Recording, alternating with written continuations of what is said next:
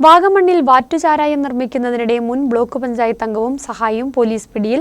പുള്ളിക്കാനം സ്വദേശി PA അനീഷ്, വാഗമൺ കേന്ദ്രീകരിച്ച് പ്രവർത്തിക്കുന്ന Kerala tourism development society director board അംഗം അജ്മൽ എന്നിവരെയാണ് പോലീസ് അറസ്റ്റ് ചെയ്തത്.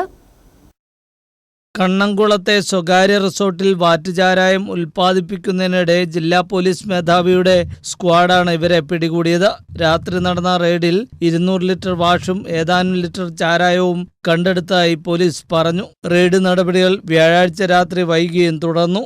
മുൻ അഴുത ബ്ലോക്ക് പഞ്ചായത്ത് അംഗമാണ് അനീഷ്. നാളുകളായി കണ്ണംകുളത്തിന് സമീപത്തെ റിസോർട്ട് കേന്ദ്രീകരിച്ച് ചാരായ നിർമ്മാണം നടക്കുന്നുവെന്ന പോലീസിന് വിവരം ലഭിച്ചിരുന്നു. റെയ്ഡിന് പോലീസ് എത്തുമ്പോൾ ചാരായം ഉൽപ്പാദിപ്പിക്കുന്ന പ്രവർത്തനങ്ങൾ അവസാന ഘട്ടത്തിലായിരുന്നു. സംഭവത്തിൽ കൂടുതൽ പേർക്ക് പങ്കുണ്ടോയെന്ന് അന്വേഷിച്ചു വരികയാണെന്ന് station housing officer Cletus Joseph പറഞ്ഞു. പൂഞ്ഞാർ സ്വദേശി മണ്ഡപത്തിൽ ബിജുവിന്റെ ഉടമസ്ഥതയിലുള്ളതാണ് റിസോർട്ട്. അനീഷാണ് നോട്ടക്കാരനെങ്കിലും മറ്റുള്ളവർക്ക് താമസത്തിന് നൽകുന്നില്ല.